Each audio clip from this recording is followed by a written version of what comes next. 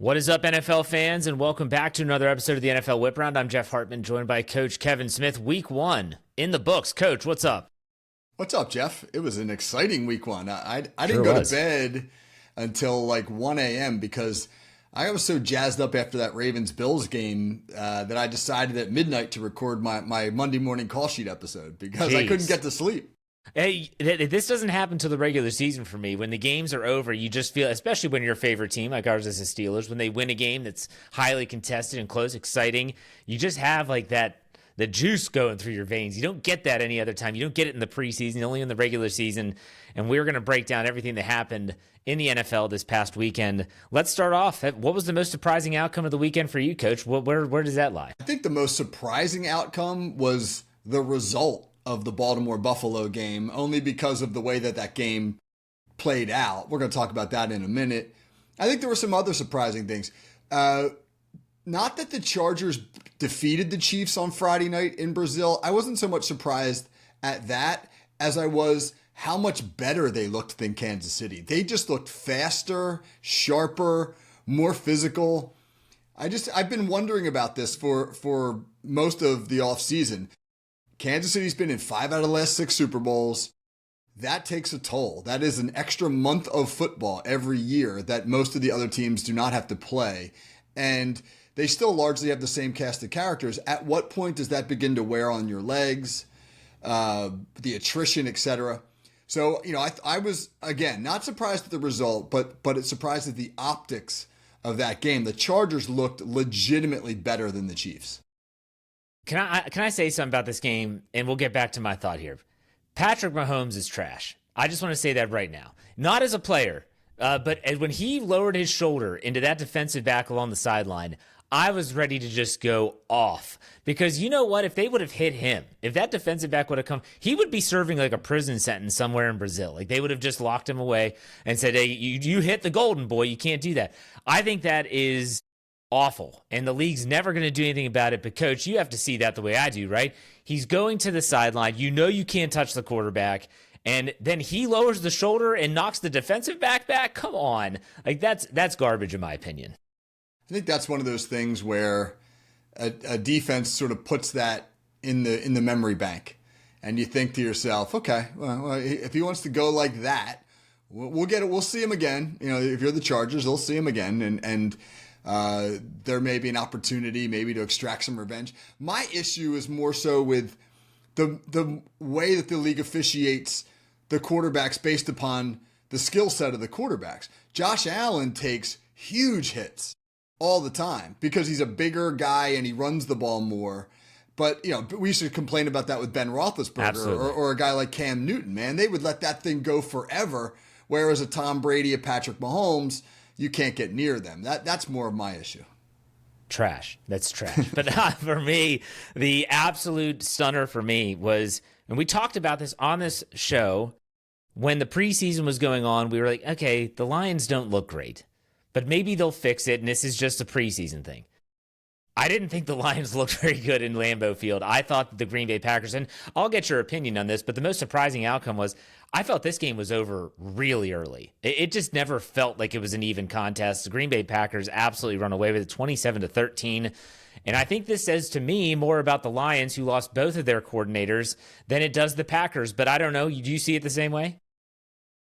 I'm not quite as shocked by that result because, man, that was a really tough assignment for the Detroit Lions. Trying to figure it out with 2 new coordinators, having to go to Lambeau in the wake of the Micah Parsons trade. You knew that place was going to be lit. It would have been a really tall task for Detroit to come in and win that football game. Now, that said, they looked bad in losing. So obviously that's cause for concern for Detroit. They've got a lot to figure out there. But the more surprising result for me would have been had they been able to actually win that game. That was a tough task. Any other surprises from week 1 that you wanted to bring up? Both of our upset picks, by the way, I believe it was on the Pro Football Insider's football buffet? Yeah, the football buffet. I took the Chargers. You took the Chargers. Someone took the Colts. I took the Raiders. The Raiders beat the Patriots. There you go. Pez sucked this week. So, hey, listen to us then. But any other surprising outcomes? I didn't take the Colts, but I talked up Danny Dimes. There you go. And you and Stats laughed at me. You laughed at me, damn it. All right? I'm talking up Danny Dimes. I mean, my surprising result was that the Colts did look sharp, but more so the other end, that the Dolphins looked awful. I saw some of that game. They looked disorganized, disinterested. I mean, it feels like the Mike McDaniel experiment, which was not a novelty at first, and it was kind of quirky, but when it was all firing on all cylinders, it was him wearing capri pants on the sideline didn't bother anybody. But now that they're getting their ass kicked, it looks a little funky. Like you'd say to yourself, I don't know how much longer this is going to last. I'll tell you what was surprising to me too is the Bengals only putting up 17 points on the Browns, and that game being we said it on this show. Bet the over on the Bengals every week. If you bet the over, you lost. It was, I think, 47.5. They only score 33 total points, 17-16. If the Browns make an easy field goal at the end of the game, they lose. And so I'm thinking about the dividends of playing all your starters in the preseason for at least a quarter for all three games like the Bengals did. I don't know, Coach. Did you get to see any of that game? I know that was happening at 1 o'clock when the Steelers were playing. I didn't see much of it. I did see, Joe Burrow passed for like 130 yards. That was shocking to me. So obviously that they got the win, which was the intention to get out of the gates early, but they certainly didn't come out firing on all cylinders. Well, there's a clip going through social media where it looks like Myles Garrett potentially murdered Joe Burrow. They run a twist up the middle and no one picks him up.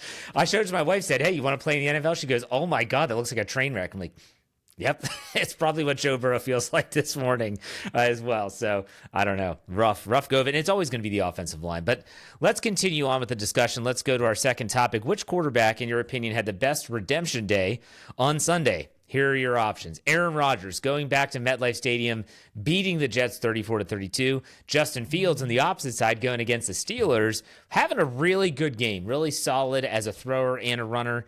Or was it your boy, Danny Dimes, with the Colts? What's your takeaway on this? What do you think? I thought that, all three of them played excellent football. I was really impressed with Justin Fields. He did things in that game against the Steelers that he has been unable to do for much of his career, namely stand in the pocket and process information quickly and put the ball into tight windows. I mean, there were 3 or 4 passes where you were like, how did he fit that throw in there? That's stuff he's never been able to do consistently throughout his career. But I think if we're talking about pure revenge, it's got to be Aaron Rodgers, because I come back to like when Aaron Glenn became the head coach in New York, he asked Aaron Rodgers to come for an in-person meeting. Aaron Rodgers was in California at the time. So on his own dime, he got on a plane and he flew across the country to meet with Aaron Glenn, for Aaron Glenn to tell him, "We are cutting you." And Aaron Rodgers, said, why couldn't he just tell me that on the phone? Save me the trip. He felt disrespected by that. And I think when Aaron Rodgers was asked after the game if he took any pleasure in beating Aaron Glenn, he said, "I take pleasure in beating everyone associated with that organization." I think it meant something to Aaron Rodgers to win that game. Last year, the Steelers, they gave, I think it was Russell Wilson, they beat Denver in week 2. They gave him what they called a petty game ball, because it was his former team, but he didn't play in that game. Rodgers gets a game ball, but it's not a petty game. It is a petty game ball, but he earned that game ball throwing 4 touchdowns. You talk about Justin Fields. I want to read this statistic for you. Nick Farabaugh, who you've had him on your podcast talking Steelers. He covers the team, beat reporter for PennLive.com. He tweeted this out during the game on Sunday, week 1, 3:34 p.m. Eastern time. He said, "Unbelievable statistic that could change today. Justin Fields is 0-22 in his career when the opposing team scores 21 or more points." Now let's update it. Fields is now 0-23 in these situations. Like, that's insane that's a statistic. If the opponent scores more than 21 points, Justin Fields, as a starting quarterback, has never won a game. How do you wrap your head around that, Coach? Like, what in the hell is that? That is not a compliment to Justin Fields. He played well enough to win, though. I want to give him credit. He played well enough to win. But I don't know. Like, I got to go with Rodgers. Daniel Jones is a good story. And you talked about the Dolphins already and how they have their own struggles. But Aaron Rodgers, he's going to wear it on his sleeve in terms of when you win the game, he's going to say, yes, I really did take a lot of pleasure in beating the team that told me you don't have it anymore. You're not good enough, and therefore we're going to get rid of you. So any final thoughts on those quarterbacks, Coach? Well, now the challenge will be to see if any of them can sustain that for, 16 more games. I mean, Rodgers was sacked 4 times and knocked down a bunch of other times. If that's how it goes this year, he's not going to be able to sustain it. I mean, Pittsburgh's got to clean up things up front. Obviously, if the Jets are giving up 30-some points a game, they're not going to win a lot of football games. So I think the interesting thing will be, when you look at these guys 6-8 weeks from now, what's the narrative about them then? And let's give Danny Dimes some credit. He did play a really good football game. To read you his stat line here, Daniel Jones, let me find it here. I got it. All right. So for Daniel Jones, he was 22 of 29, 272 yards, a 9.4 average, 1 touchdown, no interceptions. He was only sacked once for a rating of 115.9. So statistically not the best day, but they scored on every possession that he was in the game. He was in the game for 7 possessions. They scored all 7 times. Now that's pretty impressive. Did Anthony Richardson get in this game? No. Somebody mopped up at the very end, I believe, but it wasn't Richardson. Really? They didn't put him in.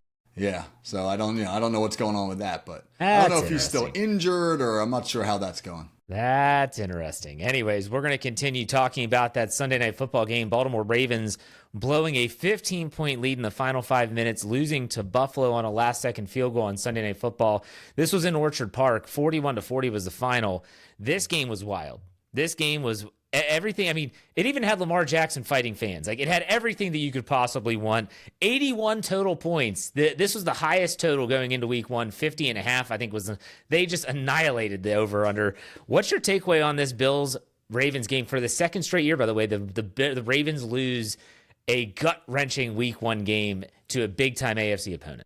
Yeah, you gave us the Justin Fields stat. I mean, here's your Baltimore Ravens stat of the week. The Ravens became the first team in NFL history to score 40 or more points and rush for 230 or more yards in a game and lose. The teams that had done that in NFL history had been 277-0. And they lost. And why did they lose? They lost. There was a big fumble, Derrick Henry turning the ball over with about 3 minutes to go. But I think more than that, they sort of changed their approach. I mean, they had been playing the game wide open, spread sets and mixing the run with the pass, and just kind of doing their thing. The offense was hitting on all cylinders, and then in the last couple of possessions there, they went big personnel group and packed it in and did not disguise the fact that they were going to run the football. I think they got a little tight there at the end, and when the momentum turned, they didn't have a response. Again, said it last year, I'll say it again this year. Last year was in Kansas City where Isaiah Likely's pinky toe is out of bounds, and they end up losing that game at Arrowhead. In this case, they lose in Orchard Park, and this is going to sting for the Baltimore Ravens. When you look at the AFC East and the Buffalo Bills, it is not nearly as difficult as the Ravens in the AFC North. They are going to have a really tough road. But if they tie, like this is the significance of week 1. People that say that week 1 is an extension of the preseason, in terms of technique, I get it. Like, tackling is typically lesser than in week 1 because the starters have not been out there enough. But the Ravens, you just got 41 points hung up on you, and you lose this gut-wrenching game on the road. And now they have the tiebreaker against you. The NFL knows what they're doing. There were a lot of eyeballs on the screen. That's why they do it. But man, if I'm a Ravens fan, and thank God I'm not, I would be absolutely fuming this morning. Like, it's deja vu all over again. And I don't know, well, if you're Jim Harbaugh, what exactly are you doing differently? Are you, your defense? Yeah, that's a big question mark. What did you see about the Ravens defense? Let's start there. Well, they didn't hold up with some of the man looks that they were playing. The prize new acquisition, Jair Alexander, gave up a couple big completions late in that game. Now, granted, one of them was an absolute wicked throw by Josh Allen over the shoulder of Keon Coleman that you couldn't have walked the ball 30 yards down the field and placed it in a better spot. I mean, so not a lot Alexander could do there. But I mean, they were trying to to play decent amounts of man coverage. They were blitzing Josh Allen. Maybe, I don't know if they wanted to rethink that philosophy. Al Hamilton got a little bit dinged up, had to leave the game for a little while. That I don't know how much that played into the result. I think the bottom line, though, is that Baltimore psychologically has a hurdle in these big games that they've been unable to clear. I mean, there have been meltdowns in the postseason. There have been high-profile losses like last year's opener, this one again, where they seem to have the game under control. They just right now have not proven that they can close on a big stage. And it's like one of those things where, like, until you do it, you can't do it. So there's not really like a reason specifically for it other than they just haven't done it. Here's a crazy little stat line here. I'm looking at the box score. 238 yards the Ravens rush for. Yet they only have 25 minutes of possession time. They get the Buffalo Bills had 34 minutes to 25 minutes and change, obviously, of time of possession. Like, you would think if a team rushes for 238 yards, they're going to dominate time of possession. Yet it was the Bills that held the ball longer. And I get it. Derrick Henry broke off some long runs early in the game, and that's not going to take up a lot of time. But at the same time, let's give the Bills credit. This is not just about the Ravens collapsing. It's about the Bills not giving up, not, just saying we're just the Bills and woe is us and we're just going to fade away. What did you see about Buffalo that showed some resolve outside of the final score? Which is Josh Allen keeps you in a game up until the very final seconds. He might be the scariest quarterback in the NFL right now, simply because his ability to make plays in and out of the pocket. You cover everybody down the field, he can escape and run for 20 yards. You blitz him, he's going to put a ball on the mark, and then just the weird things, right? Like the touchdown that brought him into. Made it a one-score game, winds up being tipped it's a fourth down play. He throws it to the end zone. One Buffalo receiver goes up to catch it, tips it, and it lands in the arms of another Buffalo receiver. When things like that are going your way, it just takes on a momentum all its own. So I think the Ravens, though, are so confounding because when they're clicking on all cylinders, they look like the best team in the NFL.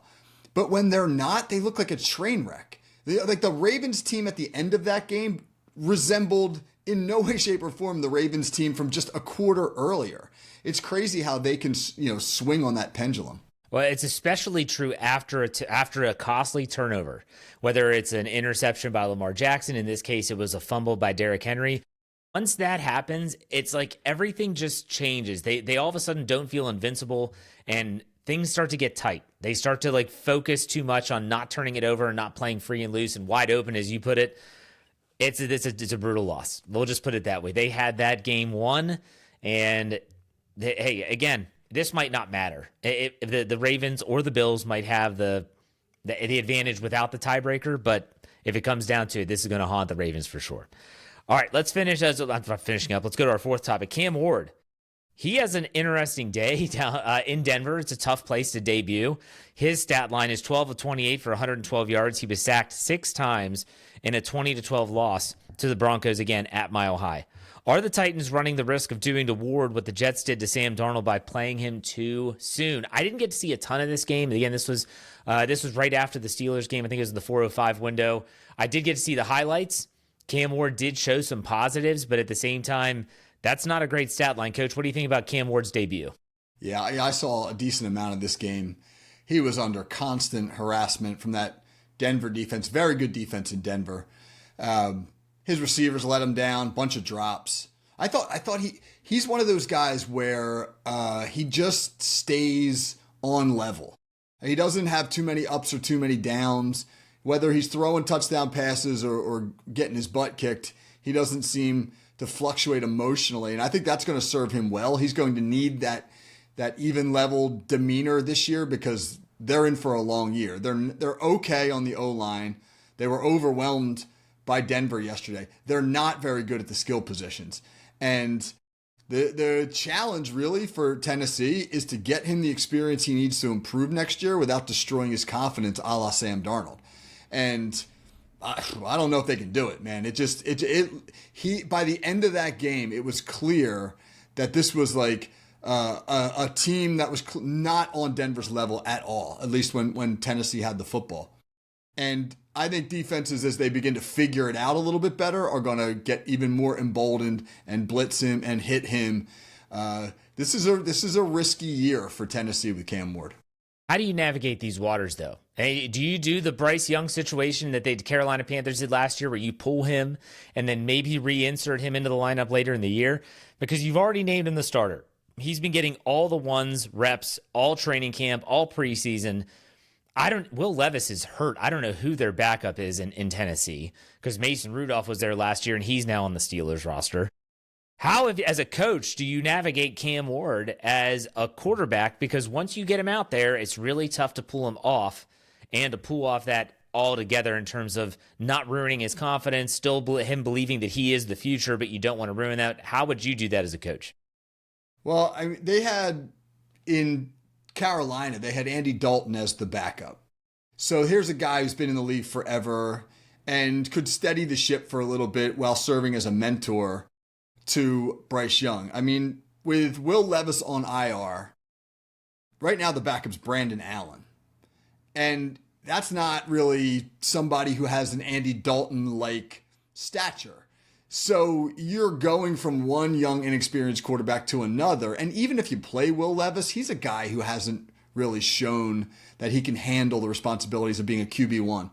So in that regard, I think they've kind of done Cam Ward a disservice by not providing him with a backup quarterback who can be a mentor or a stand-in if he's really struggling. And that's where the danger lies as well. What is plan B? Because plan B doesn't seem sound either. It's funny because as fans and fan bases across the league, they want those rookies to play immediately. They want to get them out there. We got to see what we can see. Where it almost would have felt better if the Titans said, you know what?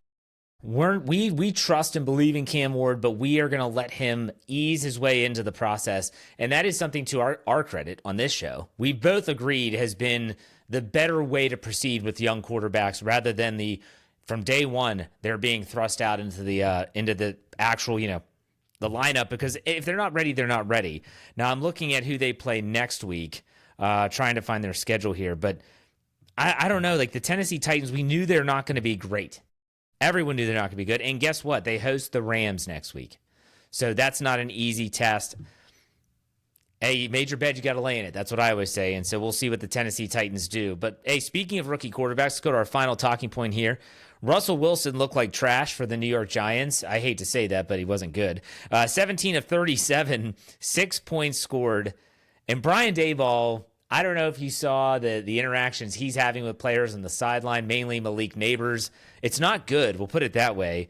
But with Brian Daboll's job status in question, when do you think Jackson Dart gets the call for quarterback for the Giants? Yeah, Brian Daboll has been on all those lists of, quarterbacks head coaches potentially on the hot seat. And the Giants have, on paper at least, the hardest schedule in the NFL. And their first 9 games. I just pulled it up. Oh, my gosh. Did you see it? The first 9 games. They're going to be favored in one game in their first 9. You want me to read them off? Yeah. Oh, yeah. All right, Go so ahead. next week, the Giants were at the Commanders. They go to the Cowboys. Yep. Then they host the Chiefs. Then they host the Chargers. They go to the Saints. Okay. Then they host the Eagles. Then they go to Denver. Then they have to go to Philadelphia, and to make things better, they host the 49ers the week after. Yeah, the only game they're going to be favored in is that one against the Saints, and it's down in New Orleans, so maybe they're favored in that game. What a brutal schedule! I'm looking at, just brutal. Holy crap! Right. Anyways, go ahead, Coach. So if you're Brian Daboll and you look at that schedule, how many games can Russell Wilson win you in that schedule? 1? Can he win you 1? Maybe, I don't know. Is there a second game in there somewhere? San Francisco, if they're not playing well? I don't know. But if your choice is to go 1-8 or 2-7 over the first 9 games with Russell Wilson, then why not do it with Jackson Dart? I mean, there you do have a situation where if Jackson Dart is in over his head, you can go back to Wilson, or you can go to even Jameis Winston there.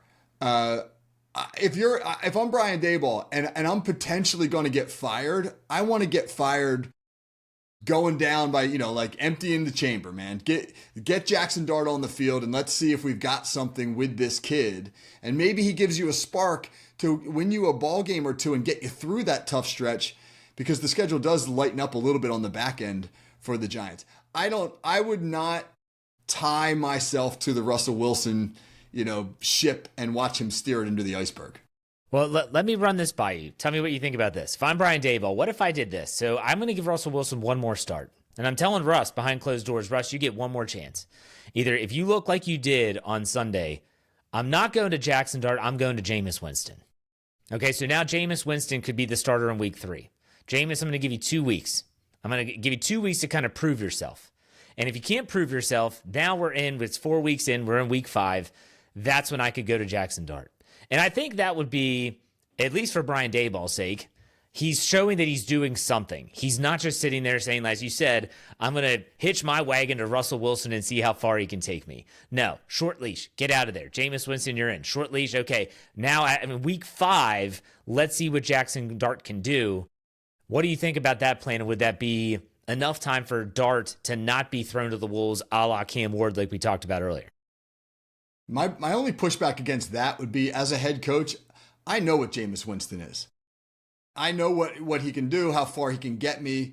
It isn't any further than Russell Wilson. Maybe for one game, he gives you a little spark when he comes in the lineup. Everybody loves Jameis. Maybe the team rallies around him. But how long is it before he throws a soul-crushing interception and then ask God at the press conference to, to free him from these horrible interceptions? Please, Lord.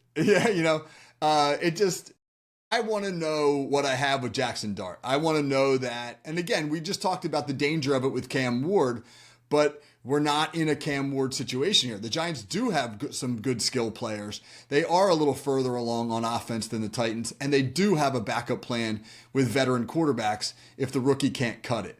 So again, man, if I'm on the hot seat, then I want to know that I've done everything that I possibly can to save my job. And if I get fired before I put that young quarterback into the lineup, that's probably something I won't be able to live with. I think the bigger question is, if the Mara family, if they're smart, and they are smart people, they're looking at this team, not just the quarterback, and saying, does this guy still have control over this room? And when he and Malik Neighbors are jawing at each other on the sideline, and Brian Daboll is trying to give him 5, and Neighbors is just like completely ignoring him, it's a bad optic. I'm not saying that he's lost the room. I'm not in the room. I can't say that. But I will say that, my gosh, I don't think this is all going to be based on the quarterback situation. You drafted Jackson Dart. You hope he's the quarterback of the future. But if you've lost the rest of the team, then you're gone no matter what. And we're just going to have to see if Jackson Dart can play. Daboll is I think it's a very difficult spot. Let me ask you this question to finish up this talking point. What would the rest of the season have to look like for Daboll to keep his job? I would think this. You got to remember, Brian Daboll is the guy who developed Josh Allen in Buffalo. Right. And Josh Allen wasn't great as a rookie. He threw more interceptions than touchdowns as a rookie. But under Brian Daboll, he got better and better and better. And that's what led to Daboll getting the Giants job. For me, if I'm the Mara family, I would want him to put Jackson Dart in the lineup so we can see if he can develop him. Because ultimately, that's what you have to make the decision on. Is Brian Daboll the guy who's best suited to develop Jackson Dart? Jameis Winston and Russell Wilson are finished products. We know what they are. There's not going to be any more development. What can he do with this young guy? I would want to find that out if I were the Maras. Fair enough. They're going to lose a lot of games no matter what. So We'll see. That is a brutal schedule. That's my first time looking at their schedule. Absolutely brutal. Let's finish this up with not a player profile, a coach profile. We want to talk about Pete Carroll, who his Las Vegas Raiders go to New England, where he used to coach, by the way, and he gets a win. Ashton Genty looks the part. He was running hard yards after contact. Pete Carroll gets the W. What do you think about Coach Carroll, who's doing it in his 70s? That guy looks spry, man. He looks great. Yeah, that's why I wanted to shout out to Pete Carroll. He is 8 days shy of his 74th birthday. He is the oldest head coach ever in NFL history. Logically, that now makes him the oldest head coach in NFL history to win a football game. Hey, 74 years old. I can just tell you this. I am not 74 years old. I'm in my 50s. But the energy that it takes for me to coach two football teams, do my work here at Fans First, and be with my family is significant. I am tired at the end of the day. Pete Carroll's 20 years older than me. I mean, I don't know where he's getting the energy. When you take into consideration the grind on a coach that is an NFL season, they're in the building at 5 a.m., they're leaving at midnight. How do you summon that energy at 74 years old? I'm just really impressed with Pete Carroll. Well, I think that he embodies like having a zest for life. Yeah. Like he just seems to love life. He loves what he does.